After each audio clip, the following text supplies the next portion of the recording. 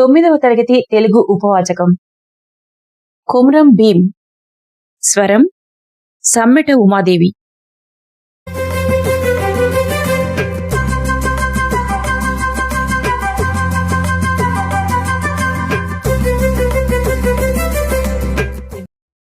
జల్ జంగల్ జమీన్ మనది, నీరు అడవి భూమి మనవి అనే నినాదంతో గోండులను, కోయలను, చెంచులను సంఘటితపరిచి పోరుబాటలో నడిపించిన విప్లవ వీరకిశోరం కొమురం భీం. మా గూడెంలో మా రాజ్యం అనే నినాదంతో గిరిజనులందరినీ ఏకం చేసి ప్రభుత్వంపై సమరం సాగించిన పోరాట యోధుడు కొమురం భీం. ఆకుపచ్చని ఆదిలాబాద్ అడవుల్లో ఉదయించిన గొప్ప యుద్ధవీరుడు గోండులు. అట్లాంటి వీరుల్లో కొమురం భీం ఒకడు. కొమురం చిన్నుగూడెం పెద్ద. అతడి కొడుకు కొమురం భీం. కొమురం ఇంటి పేరు. అతడి పేరు భీముడు. కొమురం చిన్నతమ్ముడు ఉర్దు ఏసు. కొడుకులు సోము, బొజ్జు, భీములు. వీళ్లంతా గోండు తెగకు చెందినవారు. ఆదిలాబాద్ అడవుల్లో నివసించే ఈ గిరిజనుల్లో ఎన్నో తెగలున్నాయి. గోండు, కొలాం, పర్దాన్, కోయ, అందాల్, చెంచు, బిల్లులు మొదలగు వారున్నారు.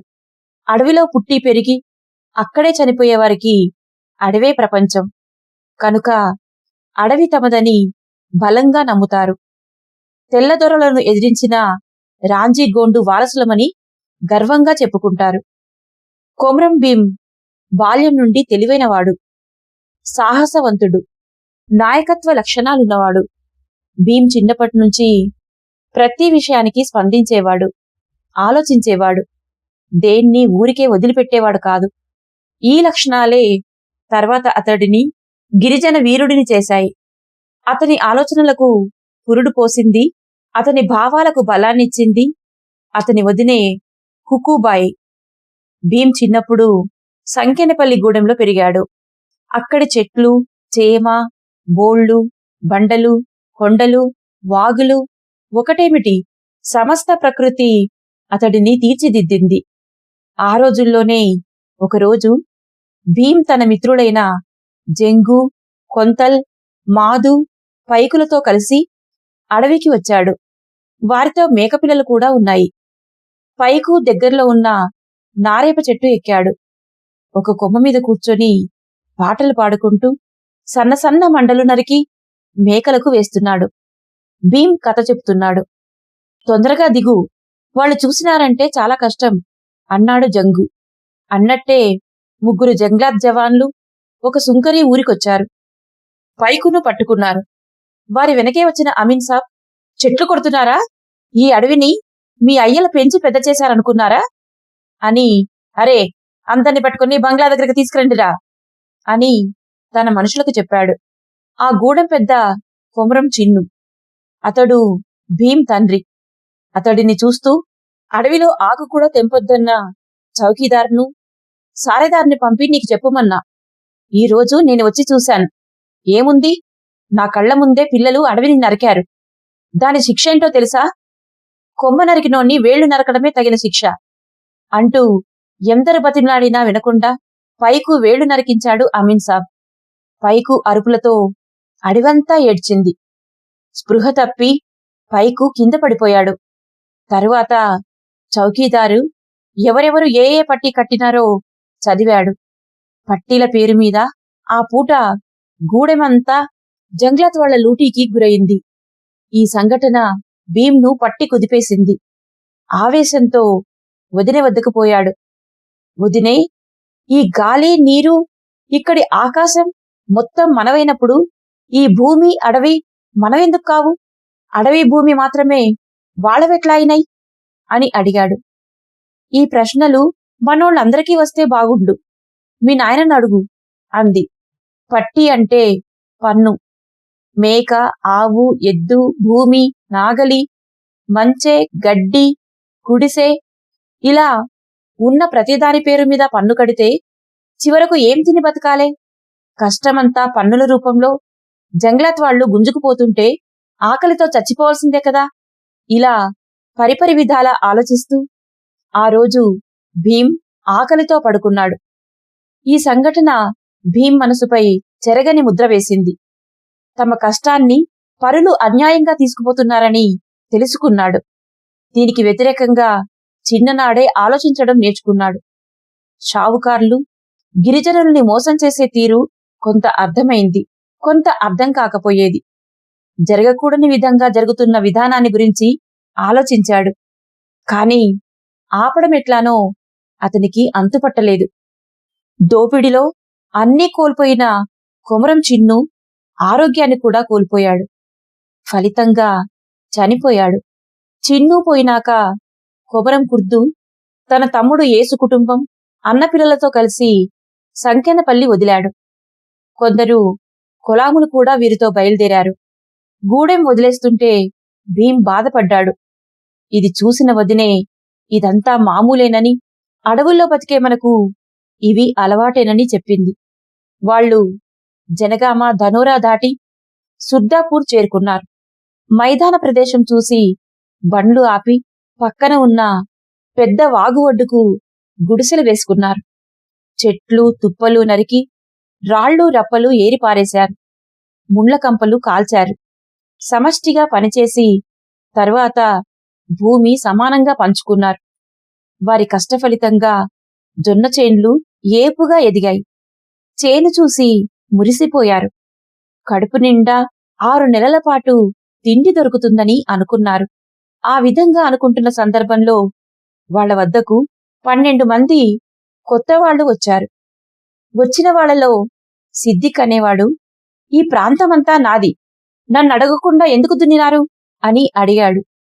వాళ్ళిద్దరి మధ్య తీవ్ర స్థాయిలో వాగ్వివాదం జరిగింది. ఇట్లా జరిగిన మాటల యుద్ధం కొద్దిసేపట్లోనే కట్టెల కొట్లాట వరకు వచ్చింది. ఆ ప్రాంతమంతా రక్తసిక్తమైంది. భీం కొట్టిన దెబ్బకు సిద్దిక్ చనిపోయాడు. చనిపోగానే అతనితో వచ్చిన వాళ్లు పారిపోయారు. వెంటనే వదిన వచ్చి, "భీం, ఇక్కడి నుండి వెళ్ళిపో" అని చెప్పింది. అట్లా భీం తన వారి నుండి వేరైపోయాడు. అట్లా వెళ్లిన భీం తిరిగి సంకెనపల్లి చేరుకున్నాడు. తన మిత్రుడైన కొండల్ని కలిసి సుర్దాపూర్లో జరిగిన గొడవ గురించి, సిద్దిక్ చావు గురించి చెప్పాడు. ఆ సమయంలోనే సిద్దిక్కి, "ఈ భూములు ఎవరిచ్చారు? అవి అతని సొంతమెట్లా అయినాయి? పట్టా అంటే ఏమిటి? గోండోళ్లకు పట్టాలు ఎందుకివ్వరు? నైజాం అంటే ఏంది? సర్కారంటే ఎవరు? మేం దున్నినప్పుడు రాని సిద్దిక్ తర్వాత ఎందుకొచ్చాడు? సిద్దిక్ది తప్పు కానప్పుడు నాది మాత్రమే తప్పు ఎందుకవుతుంది?" తన గోడంతా ప్రశ్నల రూపంలో కొండల్ ముందు పరిచాడు. అట్లా రాత్రి గడిచింది. ఎట్లా తెలిసిందో కాని గొడవంతా తెల్లారేసరికి గూడెమంతా పాకింది. ఇక అక్కడ ఉండలేక వెళ్ళిపోతానన్న భీంతో తాను వస్తానని కొండల్ బయలుదేరాడు. జరిగిన విషయాన్ని తెలిపి తనకున్న ప్రశ్నలకు జవాబులు పొందాలనే ఆలోచనతో ముఖాసి వద్దకు బయలుదేరాడు. మనందరికీ పెద్ద ముఖాసి బారీలొద్ది అనే చోట ఉంటాడని తన తండ్రి చెప్పగా విన్నాడు. కనుక అతన్ని కలవడానికి పోయాడు. వీళ్లు వెళ్లేసరికి ముఖాసి ఇంట్లోనే ఉన్నాడు. భీం, కొండల్ వెళ్లి రామ్ రామ్ చెప్పారు. "రామ్ రామ్, రండి, కూర్చోండి" అంటూ పరిచయాలు చేసుకున్నాడు ముఖాసి. జంతువుల కన్నా హీనంగా ఉన్న తమ బతుకుల గురించి, తమను జంగ్లాత్ వాళ్లు, షావుకార్లు ఎట్లా హింసిస్తున్నారో తెలిపాడు. "మేము అడవిలో పరాయి వాళ్ల తీరుగా బతుకుతున్నాం. మేం భూమి సాగు చేస్తే ఫలితాల్ని ఎవడో వచ్చి పట్టుకుపోతాడు.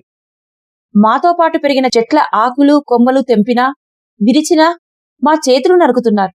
మేము ఎట్లా బతకాలనో తెలుస్తలేదు. జంగ్లతోళ్లకు, షావుకార్లకు బుద్ధి చెప్పడానికి అన్ని గూడాల జనాలను ఒక్కటి చేస్తాం. మీ మద్దతు కావాలి. బ్రిటిష్ వాళ్లకు రామ్జీగోండ్ బుద్ధి చెప్పినట్టు మనం కూడా వీళ్ళకి బుద్ధి చెప్పాలి" అని ఉద్రేకంగా భీం అన్నాడు. "భీం, ఇప్పటికే నువ్వు సర్కార్ దృష్టిలో ఉన్నావు. ఇట్లాంటి హింసా పద్ధతులు వద్దు. తొందరపడకు. సర్కార్కు జంగల్ మీద లాభాలు కావాలి. కనుక జంగ్లాతోళ్లు మిమ్మల్ని హింసిస్తున్నారు. రామ్జీ గోండ్ తీరుగా కొట్లాడుట మనతో కాదు, నా వల్ల మాత్రం కాదు" మెల్లగా అన్నాడు ముఖాసి. ఇక మాట్లాడి లాభం లేదనుకొని ముకాసి ఉండే ఊరిని వదిలేశారు.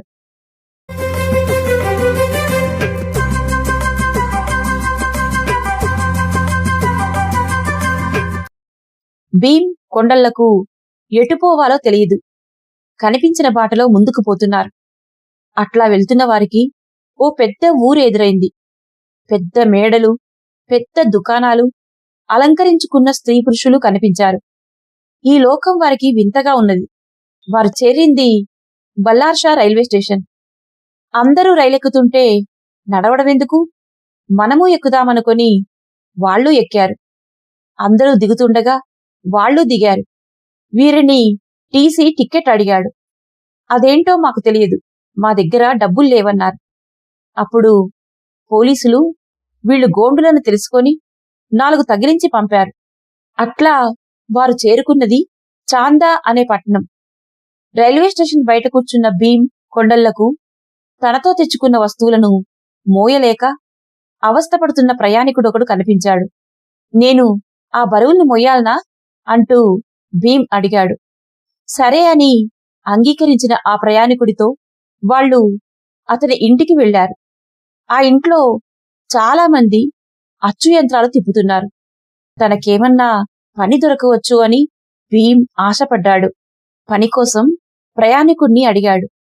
సరే అన్నాడు ప్రయాణికుడు. అతను ఆ ప్రింటింగ్ ప్రెస్ యజమాని. పేరు విఠోబా. నిజాం సర్కారుకు, తెల్లదొరలకు వ్యతిరేకంగా పోరు చేస్తున్న వాళ్లతో విఠోబాకు సన్నిహిత సంబంధాలున్నాయి. విఠోబా రహస్యంగా పత్రిక నడిపేవాడు. రహస్య పత్రికల గురించి తెలుసుకున్న భీమ్ విఠోబాపై మంచి అభిప్రాయం ఏర్పరచుకున్నాడు. కొండలకి మాత్రం ఇదంతా రుచించలేదు. అతను తిరిగి ఇంటికి పోయాడు. విఠోబా దగ్గర సంవత్సరం పాటు ఉన్నాడు భీమ్. అక్కడే తెలుగు, హిందీ, ఇంగ్లీష్ చదవటం, రాయటం నేర్చుకున్నాడు. భీమ్కు రాజకీయాల్ని, సమాజ పరిణామాల్ని విఠోబా అర్థం చేయించాడు. మార్పు రావాలంటే త్యాగం చెయ్యాలని తెలిపాడు. ఒకరోజు రాత్రి పోలీసులు వచ్చి విఠోబాను అరెస్టు చేసి పట్టుకుపోయారు. కొమరం భీమ్ను కొట్టి వదిలేశారు. అట్లా భీమ్ తిరిగి ఒంటరివాడయ్యాడు. తిరిగి రైల్వే స్టేషన్కి పోయి కూర్చున్నాడు. అక్కడ మంచిర్యాలకు చెందిన తెలుగువాడు అతనికి కలిశాడు. బతుకు తెరువు కోసం చాయ్ పత్తా దేశం పోతున్నట్టు చెప్పాడు. ఇంకో ఆలోచన చేయకుండా భీమ్ అతనితో కలిసి చాయ్ పత్తా దేశం అనబడే అస్సాం పోయాడు. తేయాకు తోటల్లో అడుగుపెట్టాడు భీమ్. తన వంటి అనేక మంది కార్మికులను చూశాడు. గోండుగూడెం నుండి తేయాకు తోటల వరకు అతని ప్రయాణం సాగింది. అనేక అనుభవాలతో ప్రపంచాన్ని అర్థం చేసుకున్నాడు. ఎక్కడైనా కష్టజీవులకు బాధలు తప్పవని, కష్టపడేవానికి కడుపు నిండడం లేదని తెలుసుకున్నాడు. రోజు కూలి పద్ధతిన వంచిన నడుము ఎత్తకుండా పనిచేశాడు. నుదుటి చెమట తుడుచుకోను లేచే కార్మికులను మేస్త్రీలు కొరడాతో కొట్టేవాళ్లు. చేసిన కష్టం మందులకు పోతే తినడానికి కష్టపడేవారు. యజమానులకు దయాగుణం ఉండేది కాదు. ఇవన్నీ చూస్తున్న భీమ్కు అసంతృప్తి రాజుకుంది. అక్కడ 4 సంవత్సరాలున్నాడు. ఆ సమయంలోనే భీమ్కు మన్యం ప్రాంతం నుండి వచ్చిన తెలుగువానితో పరిచయమైంది. అతని ద్వారా మన్యం ప్రాంతం గురించి, మన్యం వీరుడు అల్లూరి సీతారామరాజు గురించి తెలుసుకున్నాడు. బ్రిటిష్ వాళ్లు అక్కడి ప్రజల్ని పెట్టిన యాతనల గురించి విన్నాడు. మన్య ప్రాంత ప్రజల్ని సీతారామరాజు ఏ విధంగా సమీకరించాడో అవగాహన చేసుకున్నాడు. రామరాజు పోరాట రీతుల్ని ఆకళింపు చేసుకున్నాడు. యువకులకు యుద్ధ రీతుల్ని ఎట్లా నేర్పాడో తెలుసుకున్నాడు. అడవిపై మాకు తప్ప ఎవరికీ అధికారం లేదని గిరిజనులతో చెప్పించిన రామరాజు గొప్పతనాన్ని అర్థం చేసుకున్నాడు. యుద్ధ సమయంలో సమాచారాన్ని చేరవేసే విధానాన్ని వంట పట్టించుకున్నాడు. యుద్ధ మెలకువల్ని గ్రహించాడు. ఇప్పుడు భీమ్ ఒక ఎక్కుపెట్టిన బాణం. పోరుబాటలో నడవటానికి సమాయత్తమైన పోరాట వీరుడు. ఈ సమయంలోనే తేయాకు తోటల్లో అన్యాయంగా 2 కార్మికుల్ని కొడుతున్న మేస్త్రీలకు అడ్డు తగిలాడు. మేస్త్రీలు భీమ్ మీదకి కొరడాలేపారు. సహించని భీమ్ వారిని చితకబాదాడు. ఇది తెలుసుకున్న యజమాని పోలీసులతో చెప్పి భీమ్తో సహా మరికొందరిని జైల్లో వేయించాడు. 4 రోజుల తర్వాత జైల్లోని ఇనప చువ్వలు వంచి తప్పించుకున్నాడు. నేరుగా వచ్చి కదులుతున్న రైలు ఎక్కాడు. అది అతన్ని బల్లార్షా చేర్చింది. అక్కడే కొన్ని రోజులు మూటలు మోసి బతికాడు. అక్కడ ఉండలేక బల్లార్షా వదిలి రాజోరా మీదుగా అడవి బాట పట్టాడు.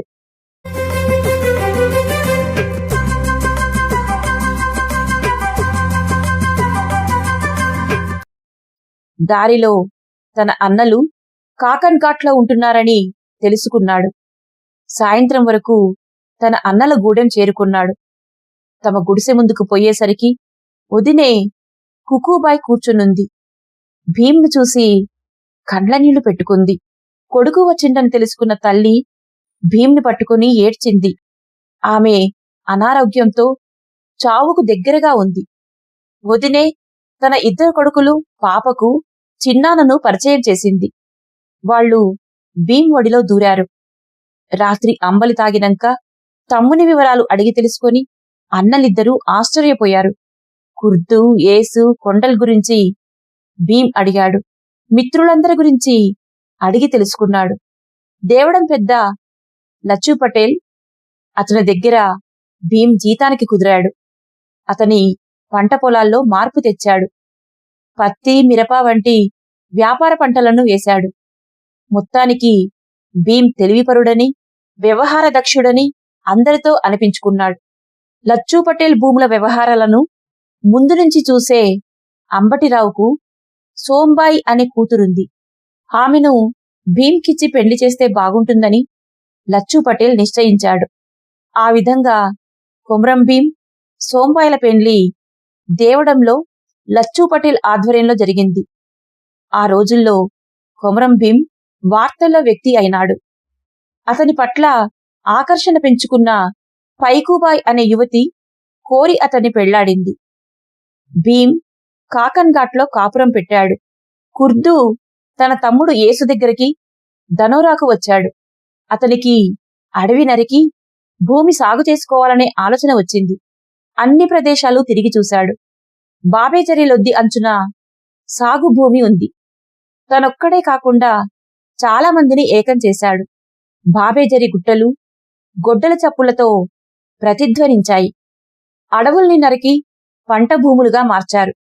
బాబేజరీ, చెల్బండి, గొగిన్ మెవాడం, టొయికన్ మెవాడం, భీమన్గొంది, కల్లేగాం, మురికిలొంక, అంకుసార్, నర్సాపూర్, దేమ్దిగూడ, జొడెన్ ఘాట్, పట్నాపూర్ మొదలగు 12 గూడాలను పొందించారు.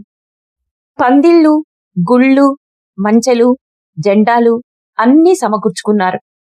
కొత్త ఊర్లు వెలిశాయి. కొత్త బతుకులు మొదలైనాయి. వారం రోజుల్లోనే బాబేజరీలో గోండులు, కొలాంలు 12 గ్రామాలను పొందించారు అనే వార్త దావానలం తీరు పాకింది. జంగ్లాత్ వాళ్లు దాడి చేశారు.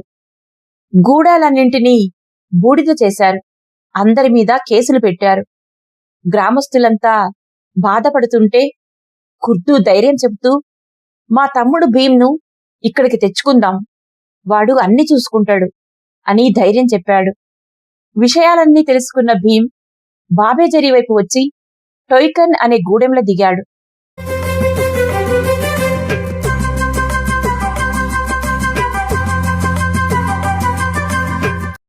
పది రోజుల్లో ప్రతి గూడెం తిరిగాడు. విషయం అర్థమైంది. ఏం చెయ్యాలన్నదే ప్రశ్నగా మిగిలింది. భర్త అవస్థ గమనించిన పైకుబాయ్ భూమి కేసుల గురించి వకీల్ని పెట్టుకోమని సలహా ఇచ్చింది. పైకుబాయ్ చెప్పింది నిజమనిపించింది. కేసుకు సంబంధించి రాతపూతలు చూసుకునే వ్యక్తి పేరు మహద్. అతడితో కలిసి భీమ్ జనగామలో ఉన్న పైకాజీ రామచంద్రరావు వకీల్ను కలిశాడు. తన పూర్వీకుల నుండి ఇప్పటి వరకు మేము భూమిని నమ్మి బతుకుతున్నామని, ఇటీవల కాలంలో బాధలు ఎక్కువైనాయని, ఎక్కడికి పోయినా వెళ్లగొడుతున్నారని, అసలు మా హక్కును ఎందుకు లాక్కుంటున్నారని భీమ్ ఆవేదనతో వకీల్ను అడిగాడు. భీమ్ ప్రశ్నకు పైకాజీ ఈ విధంగా జవాబిచ్చాడు. భీమ్, ఈ భూములన్నీ మీవే. ఈ రాజ్యానికి రాజులు మీరే. అదంతా 1918 సంవత్సరానికి ముందు మాట. అప్పుడు సర్కారు అడవి వైపు చూడలేదు, అడవిపై హక్కును కోరలేదు. 1918లో తహసీల్ ఆఫీసు ఉట్నూరుకి వచ్చింది. అది తెలిసి మైదాన ప్రాంత నాగరికులు కొండా కోణంలోకి వచ్చారు. సర్కారుతో ఏదో విధంగా సంబంధం పెట్టుకున్నారు. దానివల్ల పట్టాలు వాళ్లకు దక్కాయి. భూమి మీద మీకున్న హక్కు పోయింది. ఇప్పుడు చట్టం వాళ్లను కాపాడుతుంది అని చెప్పాడు. ఈ చట్టాలు తయారు చేసిందెవరు? ఎవరికి చెప్పి మా భూముల్ని వాళ్ల పేరు మీద రాశారు? అసలు ఈ దొంగలకు పట్టాలు ఎందుకు ఇచ్చారు అని కోపంగా అడిగాడు భీం. ఇన్నేండ్ల నుండి ఇసొంటి ప్రశ్నలు అడిగిన వాడిని నిన్నొక్కడినే చూశాను. ఈ రాజ్యం నిజాం రాజుది. రాజుకు ఏది తోస్తే అదే చేస్తాడు. అంతా ఆయన ఇష్టం మీద ఆధారపడి ఉంటుంది. న్యాయం చూడని రాజెందుకు? మా చావు కోరే సర్కార్తో మాకు పనేముంటుంది? సూటిగా అన్నాడు భీం. చూడు భీం, మీ బాధల్ని నైజాంకి చెప్పి చూడండి. మేలు జరిగితే మంచిదే, లేకుంటే సర్కార్ను సవాల్ చేయండి. మీ చట్టాలను, కోర్టులను, పోలీసును, అధికారులను ఒప్పుకోమనండి. నీ వ్యవహారం చూస్తే అట్లా అంటావనే అనిపిస్తున్నది. నైజాంతో కొట్లాడి భూముల్ని సాధించగలరా? నాకు మాత్రం నమ్మకం లేదు అని ముగించాడు వకీల్. అవసరముంటే వచ్చి కలుస్తాం, మీరు సహాయం చెయ్యాలి అంటూ మహత్తో కలిసి గూడెం దిక్కు నడిచిండు భీం. ఏ వైపు నుండి చూసినా లడాయి తప్పదనుకున్నాడు భీం. 12 గూడాల ప్రజలందరూ పట్నాపూర్ రావలసిందిగా వార్త పంపాడు. భీం పిలుపు అందుకొని ప్రజలందరూ వచ్చారు. పెద్ద చెట్టు కింద కూర్చున్న ప్రజలందర్నీ ఉద్దేశించి భీం ఇట్లా అన్నాడు. మనందరి కష్టాలు ఒకటే. చిన్నప్పటి నుండి నేను ఈ కష్టాలను ఎదుర్కొంటా ఎదిగినా. భూమి కోసం మనం జంగల్ నరికితే జంగ్లాత్ వాళ్ళు, పట్టేదారులు కేసులు పెడుతున్నారు. వాళ్ళు మనల్ని కొట్టినా, గుడిసెలు తగలపెట్టినా, చేతులు నరికినా భరిస్తూ ఇన్నేళ్లు గడిపినాం. సర్కారు మన మీద కేసులు పెడితే వకీలు కోర్టుకు రమ్మంటుండు. మనం గంజి తాగి బతకడం వల్ల కాదు, కోర్టు కేసులతో చావుకు దగ్గరవుతున్నాం. ఇవన్నీ ఇంతకు ముందు ఉన్నవి, ఇక ముందు కూడా ఉంటాయి. కనుక వాటికి భయపడేది లేదు. మీరు భూములు దున్నండి. వర్షాకాలం వస్తున్నది, పంటలు పండిద్దాం. వాళ్ళు మన మీదికి వస్తారు. అడవి జంతువులను తరిమినట్టు వాళ్లను కూడా తరుముదాం. వాళ్లతో యుద్ధం చేసి హక్కులు సాధించుకోవాలి, భూములు దక్కించుకోవాలి. మీకు ఇట్లా చేయటం ఇష్టమేనా అడిగాడు భీం. ఆకలితో చచ్చే కన్నా పోరాటం చేసి చద్దాం అన్నారు కొందరు. సరే అన్నారు మరికొందరు. భీం తలుచుకుంటే ఏదైనా సాధించగలడు అన్నారు ఇంకొందరు. అనుకున్నట్లుగానే గోండులు ఆ సంవత్సరం అడవిని నరికి పంటలు పండించారు. విషయం తెలుసుకున్న జంగ్లాత్ వాళ్ళు బాబేజరిపై విరుచుకుపడ్డారు. జంగల్ నరికిన చోటుకు పదండి, మేం పంచనామా చెయ్యాలే అన్నాడు అమీన్ సాబ్. వద్దంటే అడవిని నరుకుతున్నారన్న కోపంతో బూతులు తిట్టడం మొదలుపెట్టాడు అమీన్ సాబ్. మా అడవి మా ఇష్టం, మేం ఏమైనా చేసుకుంటాం.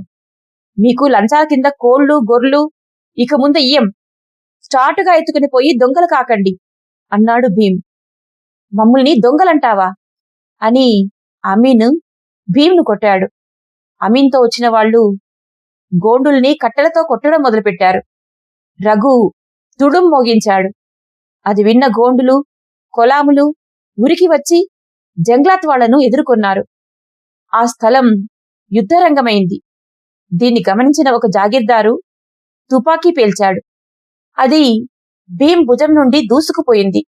గోండులు వచ్చిన వాళ్లందర్నీ విపరీతంగా కొట్టారు. దెబ్బలకు నిలవలేక అమీన్తో పాటు అందరూ జనగామా దిక్కు పరుగందుకున్నారు. కొన్ని రోజుల తర్వాత కుర్దు, అతని కొడుకులను పోలీసులు అరెస్టు చేశారు. లచ్చూ పటేల్కి చెప్పి వాళ్లను జామీన్ మీద విడుదల చేయించాడు కొమరం భీం. పరిస్థితి చేయి దాటుతుందనుకున్న జంగ్లాత్, అమీన్ సాబ్, గిర్దావర్ ఇద్దరూ కలిసి వెంటనే తహసీల్దార్ అబ్దుల్ సత్తార్ను కలిశారు. బాబేజరీ సంగతి పూసగుచ్చినట్టు తెలిపారు. ఏకుతీరుగా ఉన్న గోండులు మేకుతీరుగా అయ్యారని, అమాయకులనుకున్న వాళ్లు పోరాట వీరులైనారని, ఇంకా చూసుకుంటూ పోతే చాలా ప్రమాదమని తెలిపారు. తహసీల్దార్ వెంటనే డీఎస్పీతో మాట్లాడి గోండులను అరెస్టు చేయమన్నాడు. కొండల్లో జరుగుతున్న విషయాలని విపులీకరిస్తూ హైదరాబాద్ హోం సెక్రటరీకి తెలిపాడు. బాబేజరిలో జంగ్లాట్ వాళ్ల మీద దాడి చేశారని, అడవి నరికారని డీఎస్పీ కేసులు పెట్టాడు. కొమరం భీంను మొదటి ముద్దాయిగా పెట్టి మహద్, రఘు, జంగు, కుర్దు, యేసు మొదలగు వార్ల పేర్లను తర్వాత పెట్టాడు. వీళ్లను అరెస్టు చేయడం ఎట్లా అని డీఎస్పీ ఆలోచించాడు. డీఎస్పీ ఆలోచనలు ఇట్లా ఉంటే కుర్దు ఆలోచనలు మరో రకంగా సాగుతున్నవి. జీవితమంతా కొట్లాటలు, కేసులతో నిండిపోయింది. కేసులైతే రోజురోజుకు పెరుగుతున్నాయి. ఇట్లా కేసులు పెట్టి హింసించే జంగ్లాత్ వాళ్ల విషయం సర్కారుకు తెలుసో లేదో హైదరాబాద్ పోయి తమ కష్టాలను, దుఃఖాన్ని నైజాం నవాబ్తో చెప్పుకుంటే దయతలుస్తాడేమో అని అనుకున్నాడు.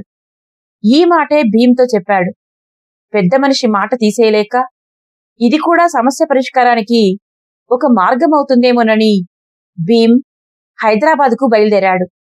తమ సమస్యలన్నీ ఏకరువు పెడుతూ ఒక లేఖను నిజాంకు ఇయ్యాలని రాసుకున్నాడు.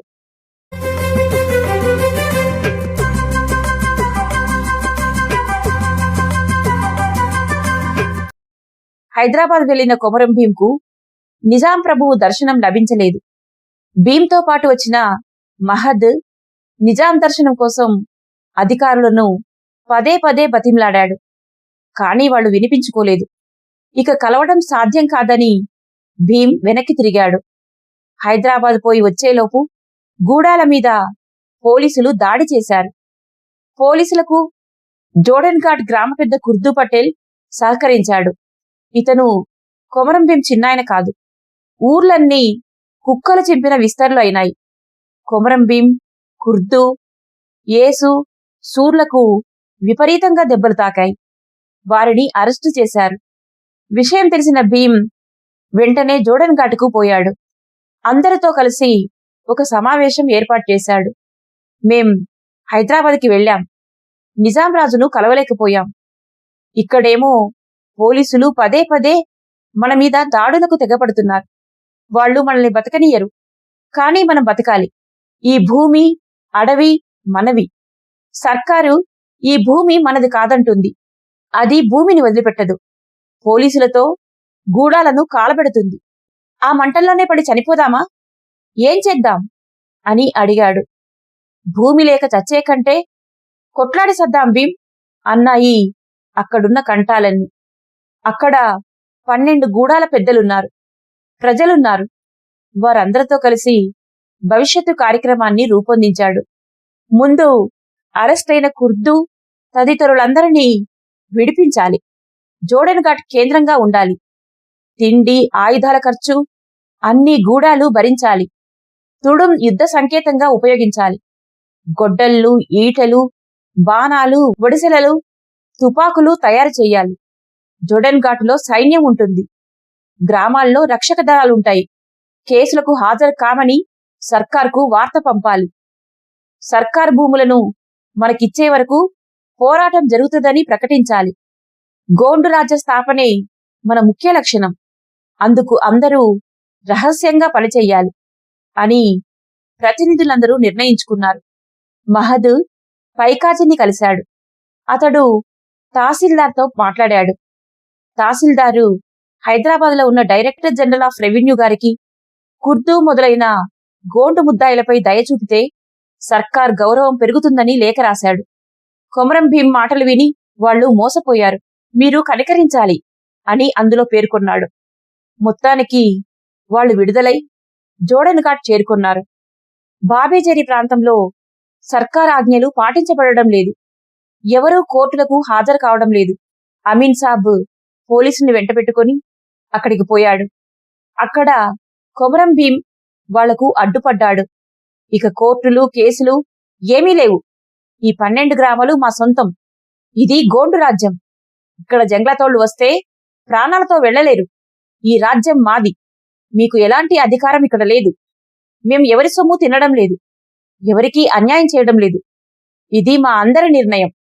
మీరు పోయి మీ దిక్కున్న చోట చెప్పుకోండి అని ఖరాఖండిగా అన్నాడు. అమీన్కు వెళ్లబుద్ధి కాలేదు. హెచ్చరికలు చేశాడు. గోండులు నవ్వుకున్నారు. తుపాకీ తీసి గాలిలో కాల్పులు జరిపాడు. గోండులు అతన్ని, అతనితో వచ్చిన వారిని దేహశుద్ధి చేశారు. తుపాకీ తీసుకుని వెళ్లగొట్టారు. అమీన్కు సహాయపడ్డ కుర్దూ పటేల్ అనే వ్యక్తిని హెచ్చరించి వదిలేశారు.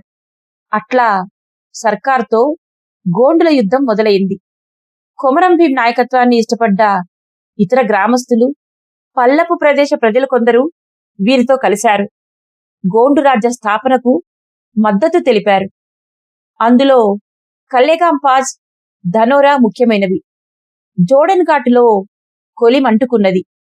ఈటెలు, బాణాలు, బరిసెలు, గొడ్డండ్లు, తుపాకులు, బర్మాకులు తయారైనవి. వాటిని వాడటంలో మెలకువల్ని యువకులకు, పిల్లలకు నేర్పారు. స్త్రీలు సహాయం చేస్తున్నారు. పైకుబాయి ముందు నుండి పనులు చూస్తున్నది. ఒకనాడు ఉదయం జోడెన్ ఘాటు మీద తుడుం మోగింది. యుద్ధం మొదలైంది. ప్రతి ఊరు, ప్రతి మనిషి కొమరం భీంకు, రగల్ జెండాకు జై జై అని నినదించారు. అదే సమయంలో కొమరం సూరు ఊరికొచ్చి నైజాం సైనికులు వస్తున్నారని చెప్పాడు. వెంటనే భీం బందుకు ఎత్తాడు. తుడుం మోగింది. కొమ్ములు ఊదారు. నైజాం సైన్యంలో ఒక్కర్నీ కొండ ఎక్కనీయవద్దు. బాణాలు ఎక్కుపెట్టండి. ఈటెలు గురిచూసి విసిరండి. సైనికుల్ని మూడు దిక్కులా చుట్టి కత్తులతో నరకండి. ఈ భూమి, అడవి మనవి. శత్రువుల అంతు చూడండి అని భీం సైన్యాన్ని పురిగొలిపాడు. స్త్రీ పురుష భేదం లేకుండా యుద్ధరంగం సందడితో నిండింది. పైకుబాయి వీరవనిత తీరుగా వీర విహారం చేసింది. రెండు వైపుల నుండి తుపాకుల శబ్దం, చావు కేకలు. నిజాం సైనికుడొక్కడు కూడా కొండ ఎక్కే ప్రయత్నం చేయలేకపోయాడు. ఎక్కినవాడు కూలిపోయాడు. అన్ని దిక్కులా నైజాం సైన్యాన్ని ఎదుర్కొన్న భీం బలగం వారిని ఊపిరాడనీయలేదు. తప్పని పరిస్థితిలో వాళ్ళ కెప్టెన్ భాగో భాగో అని అరిచాడు. నిజాం సైనికులు పారిపోవడంతో భీం వైపు తుడుం మోగింది. తుడుం మోత భీం విజయ సూచికగా ప్రపంచానికి చేరింది.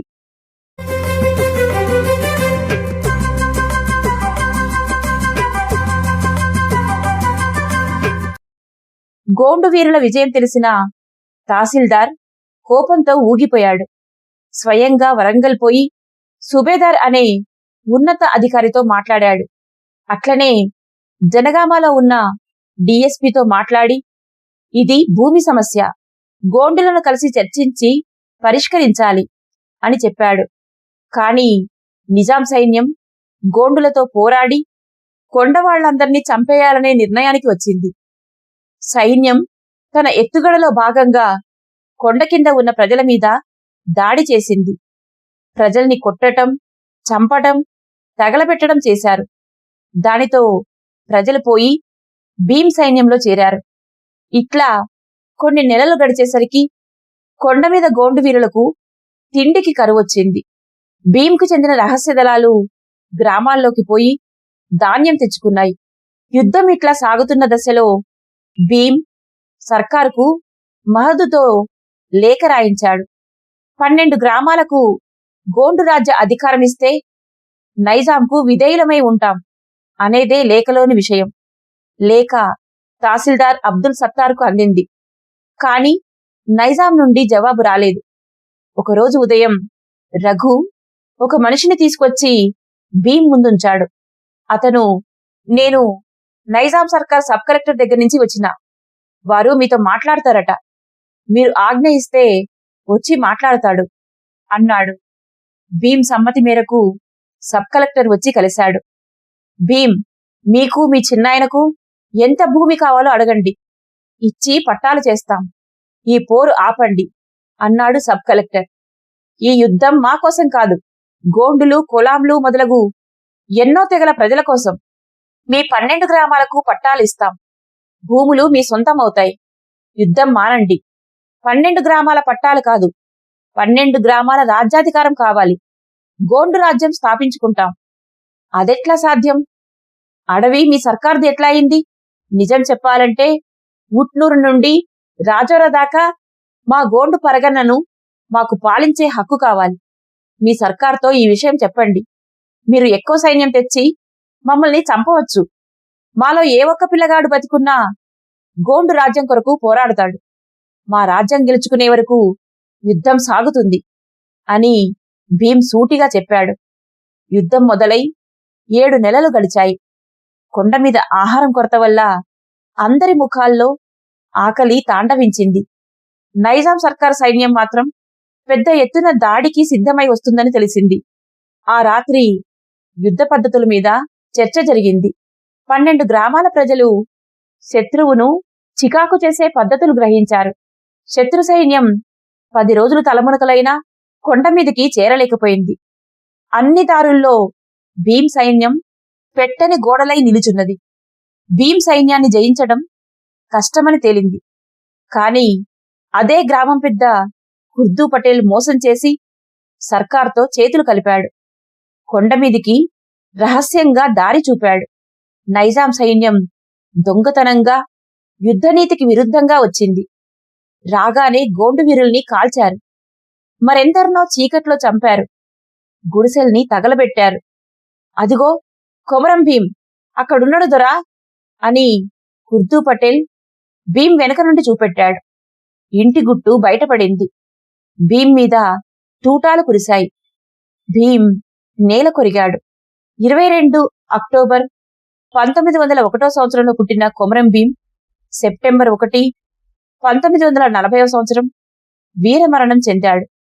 ఆదివాసీ ప్రజల కొరకు, భూమి కోసం, భుక్తి కోసం, నాటి నైజాం పాలన నుంచి ఆదివాసుల విముక్తి కోసం పోరాడి వీరమరణం పొందిన గోండు వీరుడు, గోండు రాజ్యం కోసం పరితపించిన అమరజీవి కొమరం భీం తెలంగాణ చరిత్రలో నిలిచిన ఆణిముత్యం.